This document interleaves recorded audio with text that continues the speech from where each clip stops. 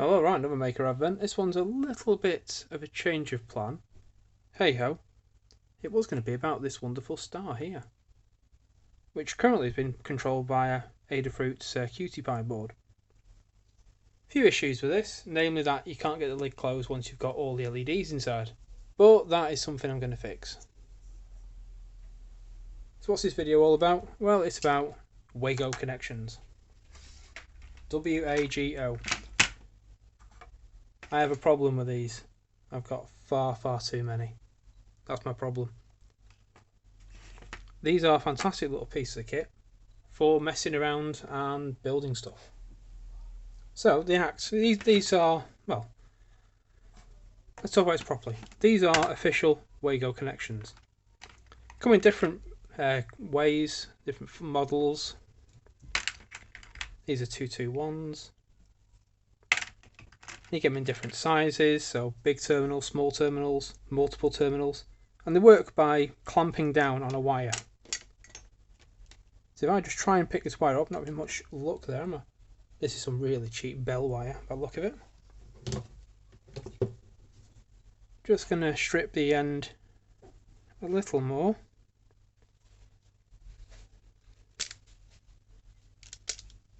Of this high quality aluminium cable.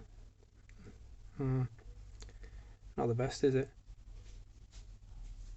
Bend it back a bit so I've got a chance. So if that red wire was 5 volts and I put that into here, keep it in shot,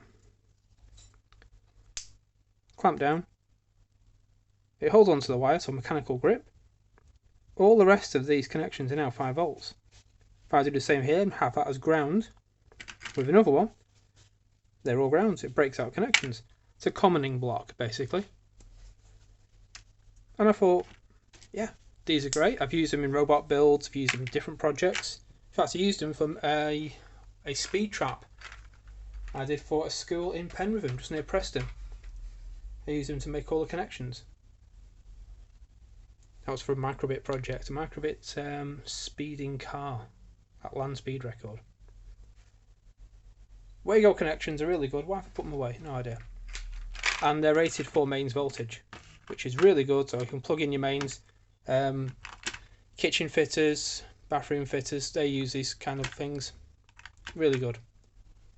There are other ones out there as well.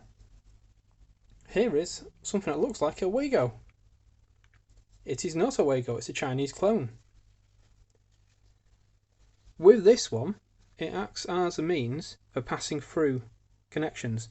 So if I were to put that wire in there and lock it down, keep it in shot,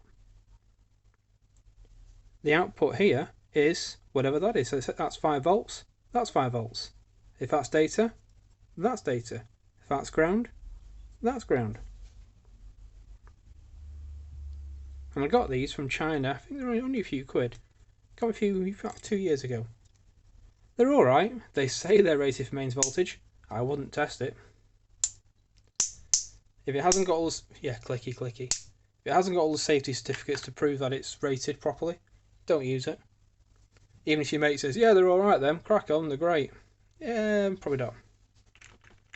But proper Wago stuff is awesome. And it's pretty cheap. You can pick it up from Toolstation, Screwfix, CPC.